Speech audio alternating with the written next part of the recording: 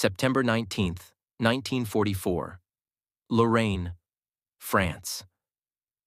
The morning fog rolled over the fields like a living thing, heavy, silent, and merciless. The sun had not yet burned through the mist, and visibility was barely 30 yards. To the men of the 37th Tank Battalion, 4th Armored Division, it felt like the world had shrunk into a gray prison. Trees dissolved into shadows, and the outlines of barns became specters in the haze. Somewhere beyond those blurred shapes, German Panthers were advancing, unseen but certain. First Lieutenant Merwin Mann, commander of a Sherman tank named Dixie Bell, leaned forward in his turret, peering through the periscope. His crew, Sergeant Harold Red Collins, gunner, Corporal Joe McKinnon, loader, Private Ray Gonzalez, driver, and T5 Frank Dyer, assistant driver, were quiet. Even the engine's idle seemed softer in the fog, as though afraid to break the stillness. They had been moving since 0430 hours, ordered to hold the ridgeline east of Arracourt against a German counterattack rumored to include over 80 tanks. "Can't see a damn thing," Red muttered from the gunner's seat, wiping condensation off his sight. "It's like fighting inside a cloud." "Keep your eyes sharp," Mann said quietly.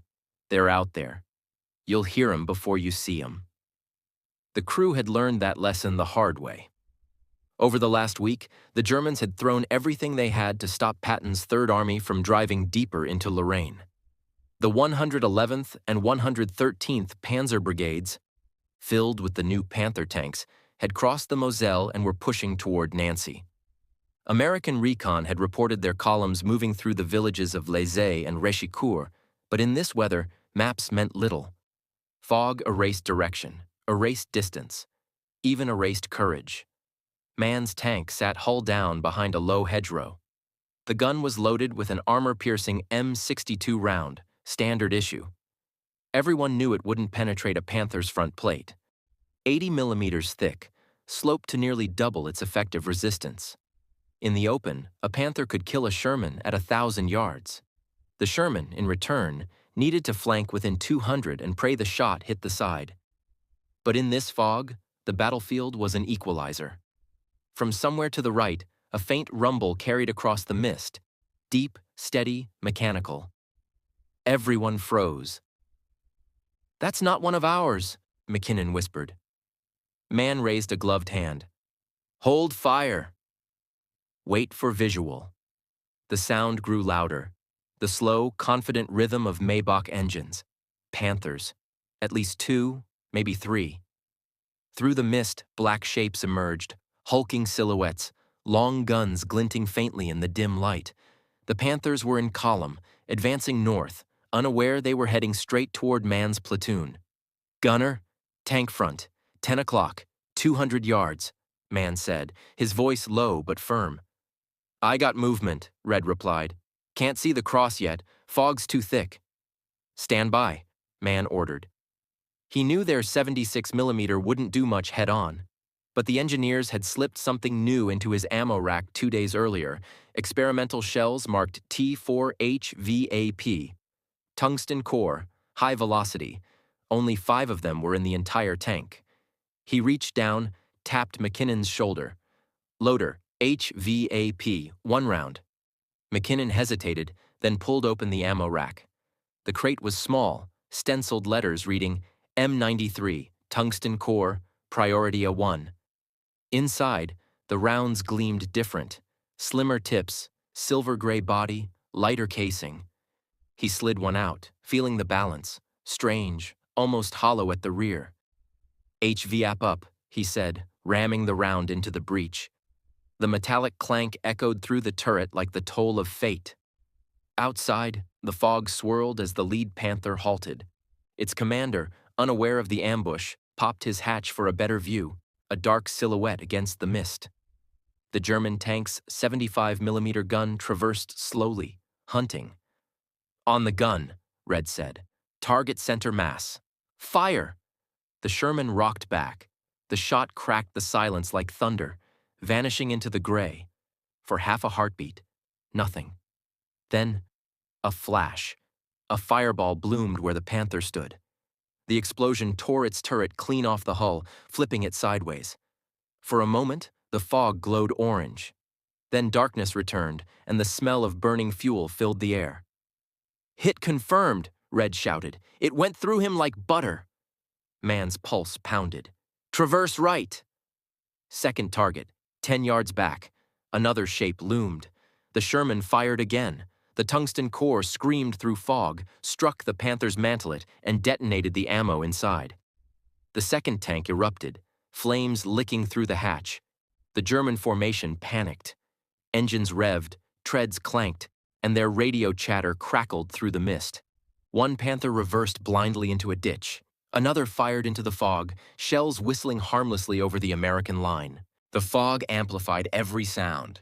The ricochet, the scream of steel, the dull whump of explosions. "Reload HVAP," Man ordered. "Only 3 left," McKinnon shouted. "Make 'em count." To the left, another Sherman opened fire, its 76mm flashing orange through the mist. A distant boom answered, a shell striking somewhere behind them. Dyer, at the hull MG, watched tracer rounds arc into nothing.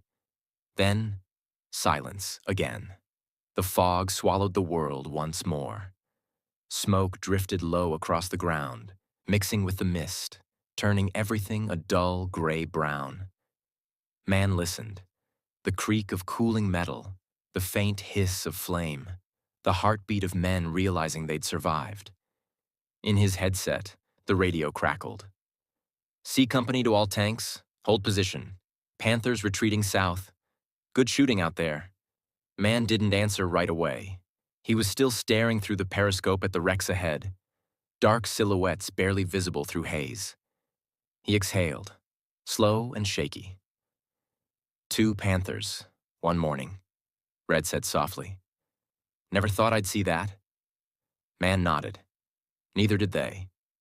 He reached down, touched the cool brass of another HVAP shell. For the first time since Normandy, he felt something new. Not fear, not relief, but the sense that maybe, just maybe, the balance had shifted. The Panthers weren't invincible anymore. Outside, the fog began to thin. Sunlight broke weakly through, painting the field in pale gold. The wrecked German tanks lay smoking in silence, their armor pierced clean through the front. Something every tanker in Europe had been told was impossible. Man leaned back in his seat. "Log it," he said. "First HVAP kills at Arracourt." McKinnon grinned faintly, sweat running down his neck. "You think they'll believe it, sir?" Man looked out over the gray field, the burned silhouettes, the quiet air, the smell of hot oil and death. "They'll believe it," he said, "because they'll see what's left." He didn't know it yet, but those 2 shots, 2 tungsten-core shells fired in the fog that morning, would mark the beginning of a turning point. In the days to come, American tankers across Lorraine would whisper about the ghost rounds that could pierce a Panther's heart. And on that morning, as the fog lifted from the battlefield, the myth of German invincibility began to lift with it. 6 months earlier, March 1944. Across the English countryside, rain pattered on tin roofs and the wind carried the smell of oil, mud, and steel. Inside the makeshift workshops of the U.S. Ordnance Department, frustration had turned to quiet desperation. Every test, every report, every field dispatch from Italy and Normandy rehearsals said the same thing. The M4 Sherman cannot kill a Panther from the front. At an ordnance proving ground near Lulworth, a Sherman fired another test shot against a captured German Panther glacis plate propped up on cinder blocks. The American 76mm M62 armor-piercing round struck, sparked, and ricocheted into the mud, leaving nothing but a shallow crater in the steel. The engineers standing nearby exchanged grim looks. They had fired at a 55-degree slope of 80 millimeters, an angle that turned German armor into 140 millimeters of effective thickness. For the Sherman's standard round traveling at 792 meters per second, that was suicide. In early April, a report reached Allied headquarters. It was short and blunt. The 76-millimeter gun of the M4A1 cannot defeat the Panther's frontal armor at any practical range. The document landed on General Eisenhower's desk. He called for his ordnance officers. When they explained the problem, that the Panthers were almost invulnerable head-on, he exploded. "You mean our new gun won't knock these Panthers out? What the hell have we been doing for the last 2 years?" That quote made the rounds quietly through staff channels.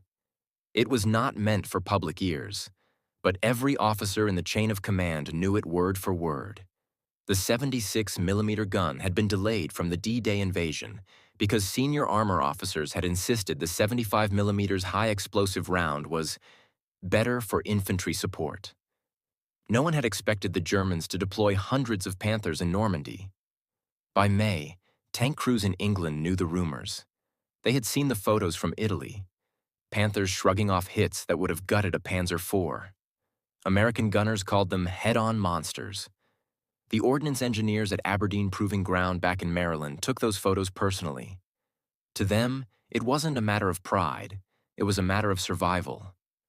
Somewhere between the shell and the armor, between the chemistry of steel and the geometry of sloped plates, there had to be an answer.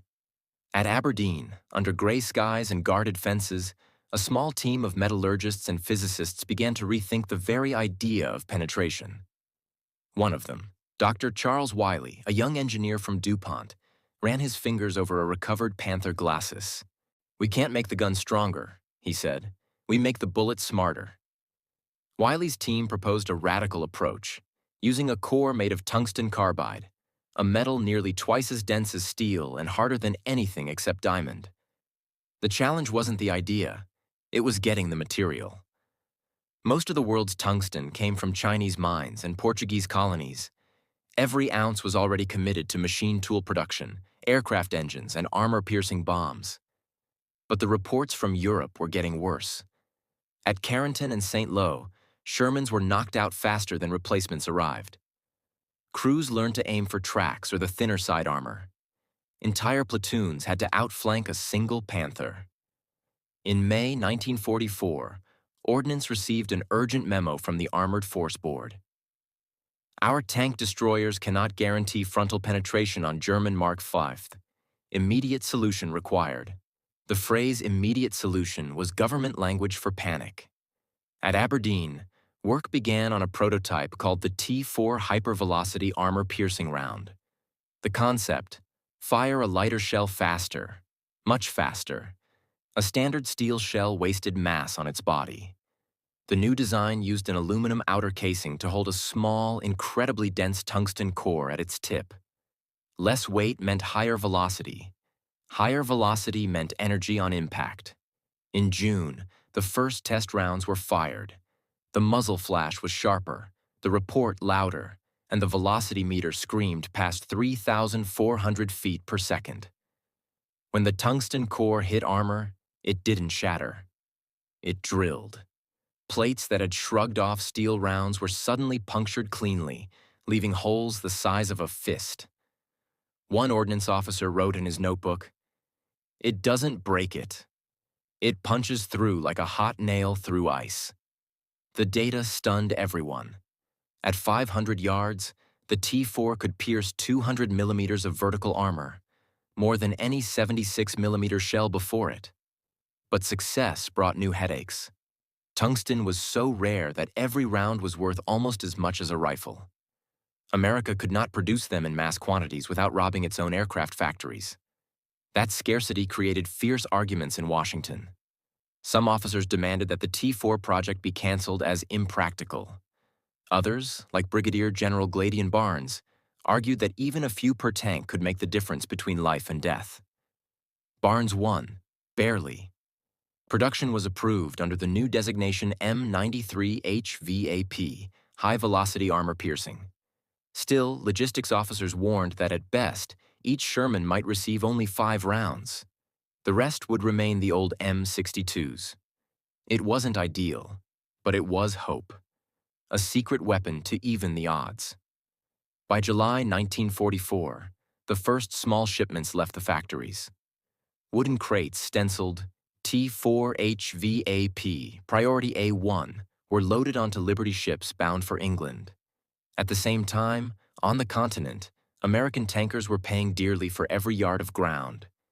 In hedgerow country, Panthers hid behind bocage and picked off Shermans like ducks in a carnival. Radio calls ended in static, coordinates lost in chaos. Crews began to name their tanks Lucky 13, Hail Mary, Dead Man's Hand. Gallows humor for men who knew how thin their armor really was. Back in the ordnance workshops, technicians watched the ships sail and prayed the new ammunition would arrive in time. They understood something the generals didn't. War wasn't just about courage or tactics. It was about material science, supply chains, and the geometry of survival. By August, the first reports trickled back from the front. Limited testing under combat conditions showed promise. A single HVAP round had punched through a Panther turret during an engagement near Brest. Another had disabled a Tiger by breaking a track through sheer kinetic shock. The feedback cables to Aberdeen carried a single line that summed up the field crew's opinion. "Keep 'em coming." They work inside the Pentagon. An ordnance officer named Colonel Victor Tyler drafted the official approval memo. Adopt T4 as M93 HVAP for 76mm gun M1 series. Distribute to priority armored units. His pencil paused over the final line. Then he added, "Immediate overseas shipment." It was a small victory written on paper, but in that sentence lay the future of Arracourt. As the crates were nailed shut and marked for shipment, rain lashed the docks of New York. Longshoremen rolled them onto freighters under blackout lights. Somewhere in those stacks were the rounds that would, 6 months later, change the psychology of tank warfare. In the flicker of a storm lantern, one inspector stamped the last batch and said quietly, 5 rounds per tank. That's all they get. His supervisor nodded. Then they'd better make 'em count. The ship's horn moaned through the night, echoing across the Hudson. The M93 HVAP, the tungsten bullet born of frustration, science, and sheer necessity, was on its way to Europe. The voyage of those wooden crates from New York to Southampton took only 11 days, but behind that crossing lay 3 years of pure science. In the summer heat of 1944, the foundries of the Midwest became laboratories in overalls. Metallurgists at Bethlehem Steel and DuPont argued over furnace charts while machinists in Pittsburgh learned to cut a metal so hard it dulled every tool they owned. Tungsten carbide had the density of lead and the temper of a diamond. If you tried to drill it, the bit shattered. The solution came from the jeweler's craft. Diamond-tipped grinders cooled by streams of kerosene, shaping tiny gray cylinders no larger than a cigarette filter. Each was a bullet within a bullet, the secret heart of the M93 HVAP. At the Watervliet Arsenal in New York, engineers weighed every core, wrapped it in an aluminum sabot, and lathe-turned the outer body to precise thousandths of an inch. The result looked odd, thin, long, almost fragile. Yet on the proving range, a stopwatch and a radar chronograph told the truth. The M93 left the barrel of a 76mm M1A1 gun at 1,036 meters per second, nearly 30% faster than the old M62. Where the standard shell splashed sparks and bounced, the HVAP punched a neat hole through 4 inches of rolled homogeneous armor and kept going. The datasheet stacked up. At 100 yards, 221 millimeters of vertical armor. At 500 yards, 178 millimeters. Even at 1,000, 127 millimeters. The engineers stared at the numbers and realized what they meant. The M4 Sherman's gun could now match the German 88 in penetration, if only the crews could aim straight, and if they had the rounds to fire. But science rarely fights fair. Every HVAP shell consumed more tungsten than 20 machine tools. The War Production Board rationed it like platinum. Priority went first to aircraft engines, then to armor-piercing bombs, then, if any was left, to tanks. The Army Ordnance Corps fought endless paper battles with the Office of War Mobilization, trading letters marked secret strategic material. The final compromise was cruel. Only 5 rounds per tank, issued to frontline armored divisions under Patton and Hodges. The rest would make do with steel. In factories across Illinois and Connecticut, women in bandanas and goggles assembled the shells by hand. They called them silver bullets. Each case was weighed, stamped with lot number, and packed with grease paper. The assembly lines ran nights lit by arc lamps, the air smelling of ozone and oil. When the final inspector signed the manifest, he knew those tiny gray cylinders were not just munitions, they were physics turned into survival. By late August, the first batches reached ordnance depots in southern England. Crates marked T4 HVAP. Priority A1 were opened under armed guard. Gunners studied briefing sheets that explained in plain terms how to recognize the rounds: silver nose, blue band, weight 15 pounds instead of 19. Aim center mass. Do not waste on soft targets. No one yet understood how scarce they were. In the field, American tankers tested them on captured Panthers. In one trial at Tidworth, an HVAP penetrated the mantlet cleanly and left a thumb-sized exit hole through the rear armor. The British observers stared in silence. For 2 years, they had called the Panther indestructible. Now the myth had a hole through it. Still, the scientists warned. High velocity meant heat, and heat meant barrel wear. After a dozen shots, rifling degraded. But on the front lines, no crew expected to live long enough for that to matter. In early September, ordnance trucks rolled through Normandy mud carrying the precious cargo to Patton's Third Army. Supply clerks handed out wooden boxes like holy relics. 5 rounds per tank, for emergency use only.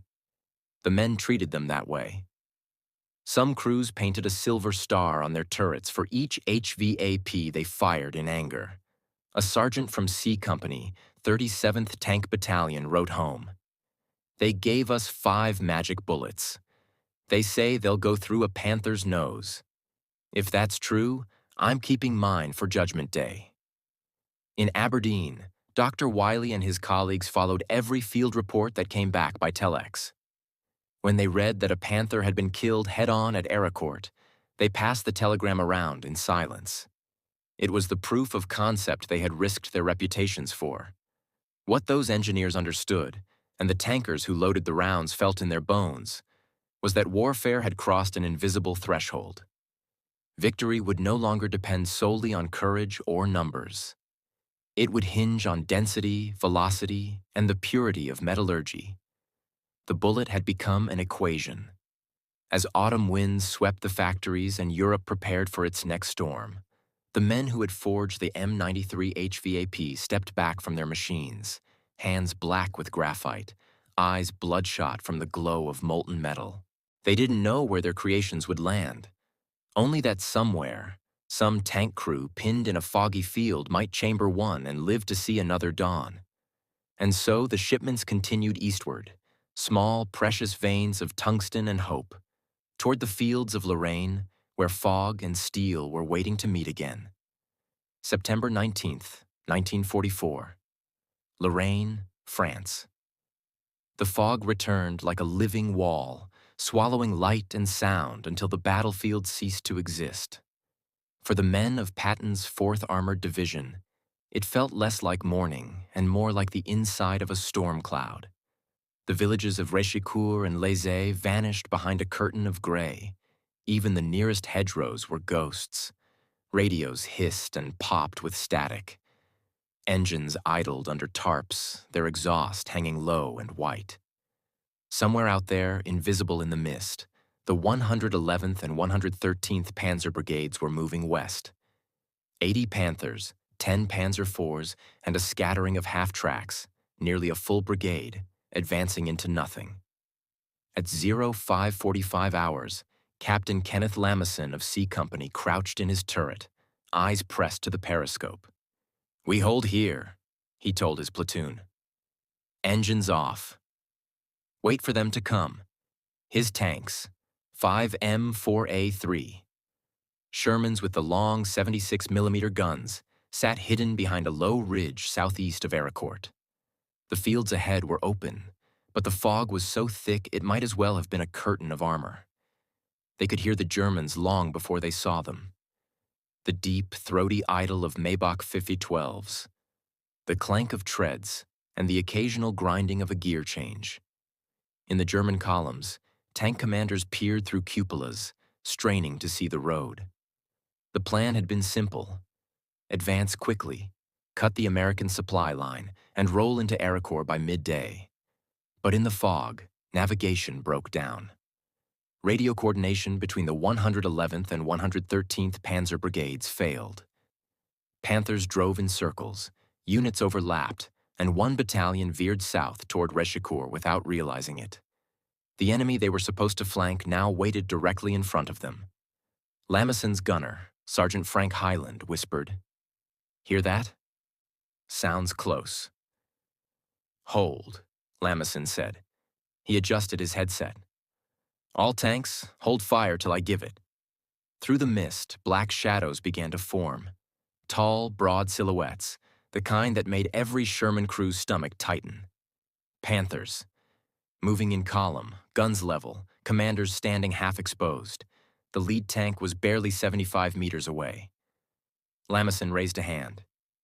"Gunner, front tank, HVAP, range 75. The loader yanked a silver-nosed shell from the rack. "HVAP up.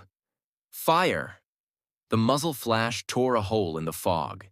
The tungsten-core screamed across the short distance, struck the Panther's mantlet, and detonated the ammunition inside. The explosion lit the mist from within, orange and white, like lightning trapped in smoke. The turret lifted, spun sideways, and slammed to the ground. The next Panther halted in confusion, its commander shouting through his throat mic.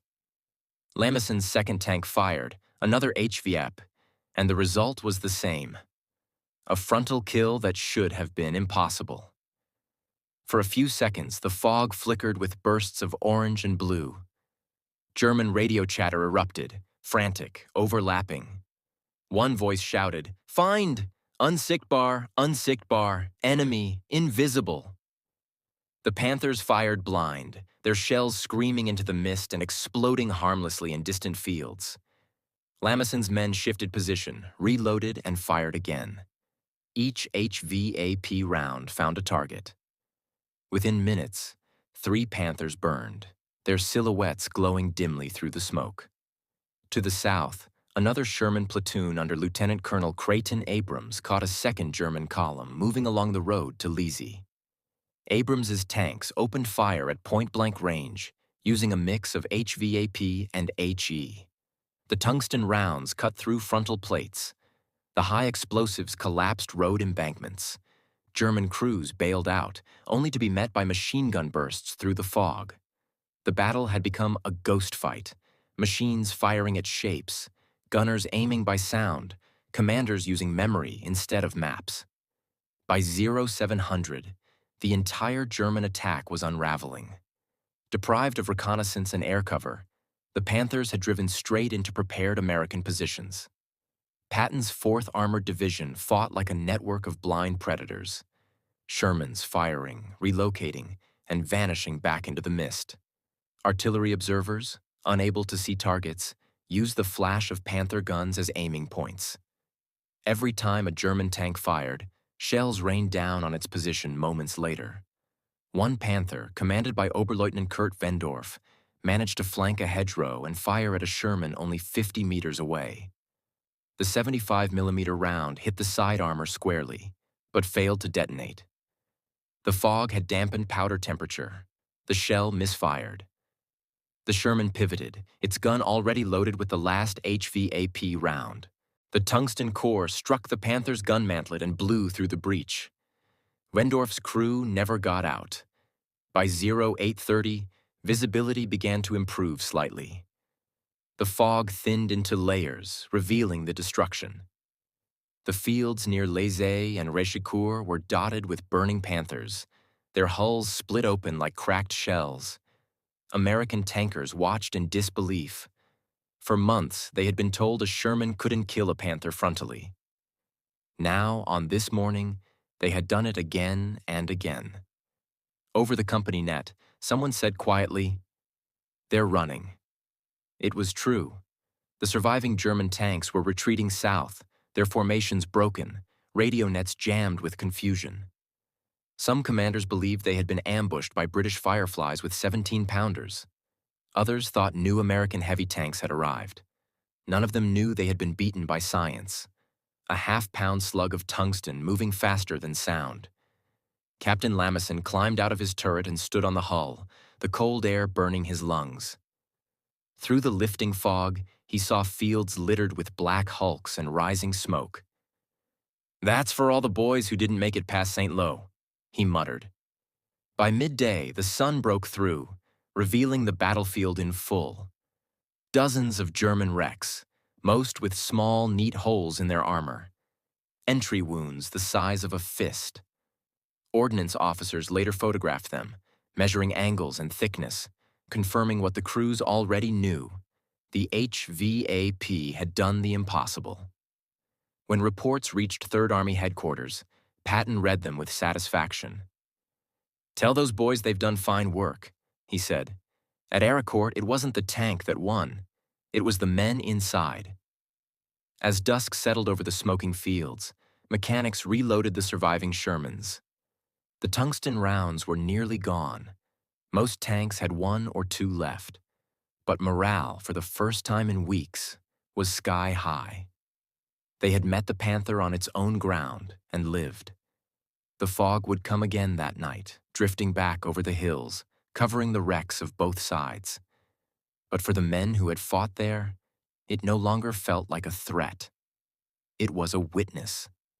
The same fog that had once hidden fear now hiding victory. By the second day, the fog had lifted, and so had any illusions about German invincibility. The battlefield around Arracourt was now a graveyard of metal. Panthers with their turrets blown off, Panzer IVs abandoned half in ditches, and Sherman tanks, some still smoldering, lined up like exhausted prize-fighters. The numbers told a story no propaganda could hide. 86 German tanks and assault guns destroyed, at the cost of 25 American Shermans. It was, as one correspondent wrote later, the day the Panther met its match. Yet the real victory was not measured in wrecks, but in adaptation. Arracourt was never meant to be a tank battle. The German counterattack was designed to punch through Patton's thin screen of armored cavalry, drive west, and cut the supply line of the Third Army. But Patton's men had something the enemy lacked: coordination, communication, and the full weight of American industry behind them. From a command post west of Arracourt, General John S. Wood watched the engagement unfold through field glasses. He had barely a handful of divisions, his 4th Armored and the 35th Infantry, spread thin across a 30-mile front. But the radios worked, the artillery was responsive, and the air was his. "Don't fight them tank for tank," he told his staff. "Fight them as a team." That team began with the men on the ground. C Company's success with HVAP wasn't a fluke. It was the product of a system that could pivot overnight. The tungsten rounds had arrived only days before, but already they were integrated into battle doctrine. Tank commanders briefed their crews on which targets deserved a tungsten shot and which didn't. Gunnery sergeants marked HVAP crates with chalk crosses and issued them like sacred relics. 1 round for a Panther, none for anything else. Meanwhile, artillery units learned to fire sound and flash missions through the fog, directing barrages based only on where Panther guns fired. Infantrymen used SCR-300 radios to feed coordinates to tank destroyers lying in ambush. Even the P-47 Thunderbolt pilots circling above joined the orchestra. Once the fog lifted, they dove out of the sun, launching rockets into German columns already half-broken. It was the first large-scale demonstration of combined arms working exactly as American doctrine had imagined it. For the Germans, Arracourt was chaos. The 111th and 113th Panzer Brigades were newly formed, filled with untested crews and short on reconnaissance. Many had trained on open fields in Germany, not the hedgerow and fog of Lorraine. Lacking aerial support, they blundered forward into a kill zone mapped out by American scouts. Their Panthers were magnificent machines. Superior optics, heavy armor, high-velocity guns, but their commanders were fighting blind. The Americans, by contrast, had mastered invisibility. Radios in every tank, coordination between companies, and the tactical habit of movement. Hit, move, disappear. After-action reports from the German side read like fragments of disbelief. Enemy tanks appear at close range out of the mist, one officer wrote. Several Panthers destroyed by frontal fire from small-caliber guns, possibly British origin. Another report mentioned unknown ammunition causing complete penetration at 80 meters.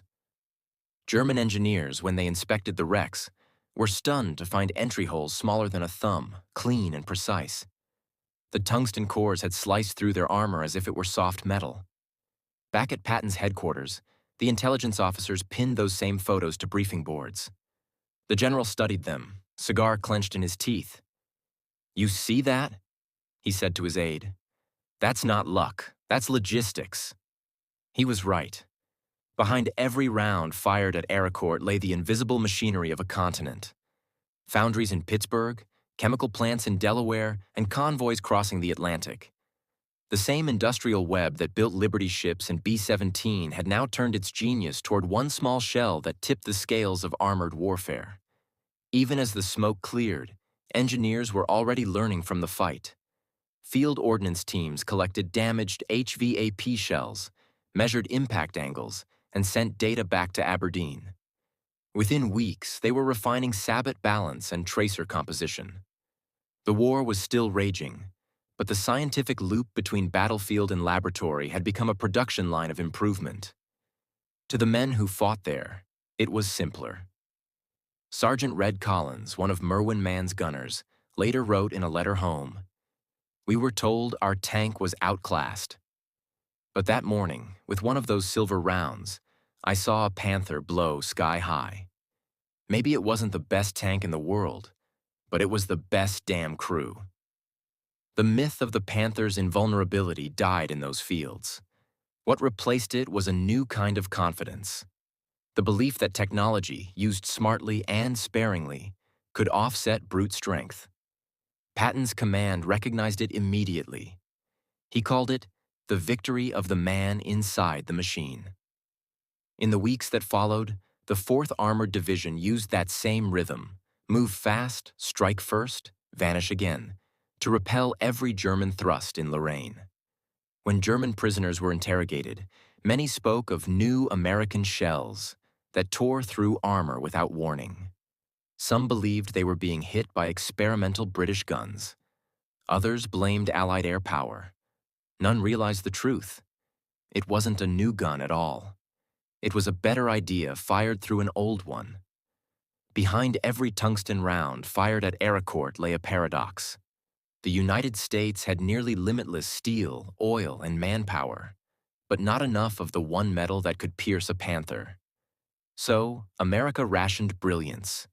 5 rounds per tank, enough for a few minutes of terror on a foggy morning, and that was enough to change the course of the campaign. By the end of September, German counterattacks in Lorraine had collapsed. The remnants of the 111th and 113th Panzer Brigades withdrew east, leaving behind burning wrecks and the stench of fuel. The fields around Arracourt became quiet again, except for the occasional buzz of flies and the distant rumble of American convoys heading toward the Moselle. In the logbooks of the 37th Tank Battalion, a clerk penciled in the final figures. Engaged enemy armor under limited visibility. Total confirmed kills, 86.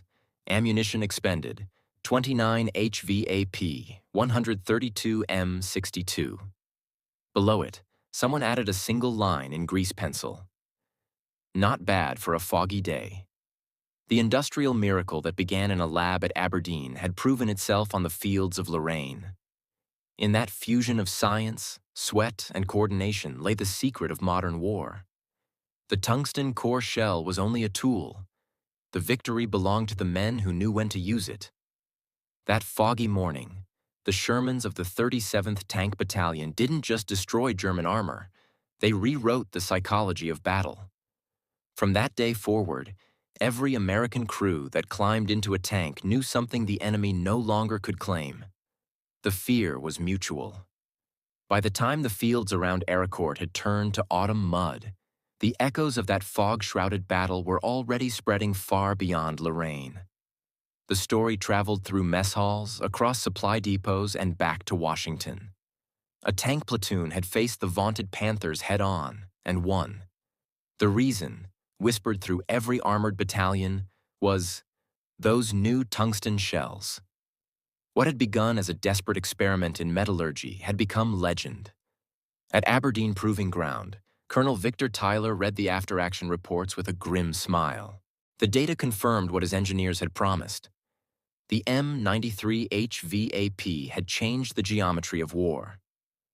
Where the standard 76mm round lost its energy after a few hundred yards, the HVAP still punched clean through at nearly twice that distance.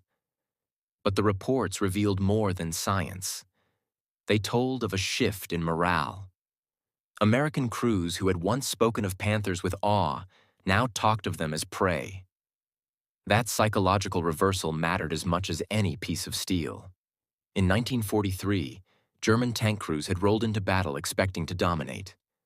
By late 1944, they hesitated, scanning for the fog, for the unseen Shermans they had once dismissed. Many Panthers began carrying extra spare track links welded to their hulls, makeshift armor against the unknown high-velocity shells. The myth of invulnerability, carefully built since Kursk, was gone. For Patton's army, Arracourt was validation. His doctrine, speed, surprise, and combined arms, had proven itself. He called it the victory of the American mind. But the real lesson was broader. Technology had become the equal of courage. The industrial engine behind every round had been as decisive as the men who fired it. From factory workers in Pittsburgh grinding tungsten cores to tankers in muddy French fields, the chain was unbroken. Every step was part of the same weapon. The HVAP story did not end in Europe. When the Korean War erupted 6 years later, the same 76mm guns that had fought at Arracourt were shipped east, this time with plenty of tungsten. Against the Soviet-built T-34/85, the M93 performed with brutal efficiency.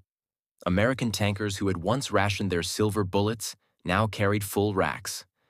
One veteran of the 37th, now a gunnery sergeant in Korea, told a reporter, "In France, we prayed we wouldn't miss. Here, we just aim irony hung heavy in that difference." In 1944, tungsten had been as scarce as courage.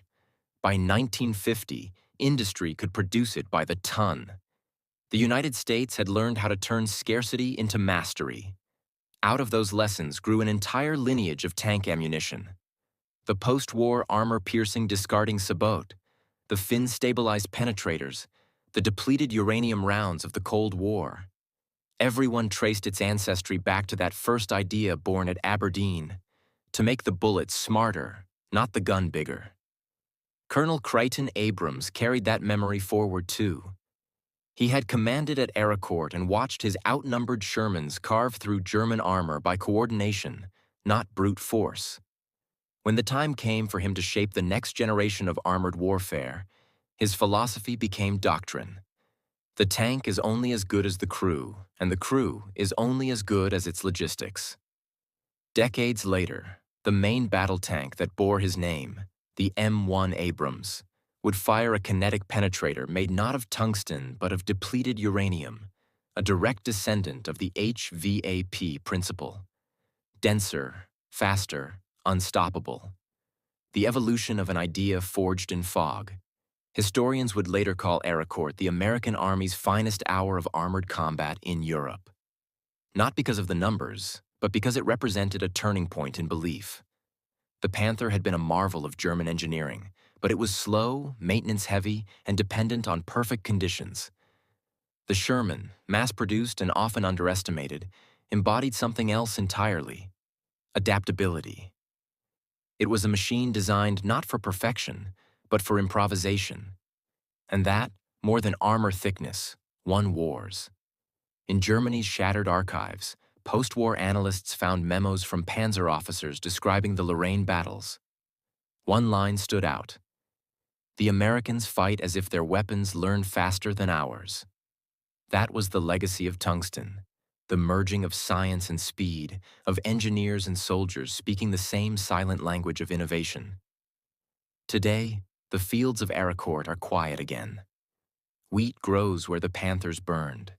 The fog still rolls in from the Murtha Valley, soft and indifferent, as if trying to cover what happened there. Beneath that soil lie the rusted hulks of tanks from both sides, their armor pitted with the marks of 76mm shells. Some of those holes are small and perfectly round, proof of the moment when human ingenuity caught up to terror. If you walk there at dawn, the mist feels the same as it did in 1944. It muffles your steps, swallows sound, and leaves you alone with imagination. But somewhere in that silence, history whispers the same lesson: that courage without understanding is noise, and understanding without courage is useless. It was the marriage of both, American brains and American grit, that turned a few ounces of tungsten into a weapon that could alter the course of a war. As the sun breaks through and burns away the fog, the shapes of old wrecks appear for an instant before fading again. In that moment, you can almost see the Shermans of the 37th Tank Battalion, engines off, guns trained, waiting. You can hear the faint metallic click of a breech closing on a silver-gray shell, the sound echoing through 70 years of memory like fate itself. The fog lifts, the war ends, but the tungsten-core, small, dense, and impossibly determined, keeps traveling through history, cutting cleanly through time, leaving behind a single truth: victory belongs to those who learn faster than fear.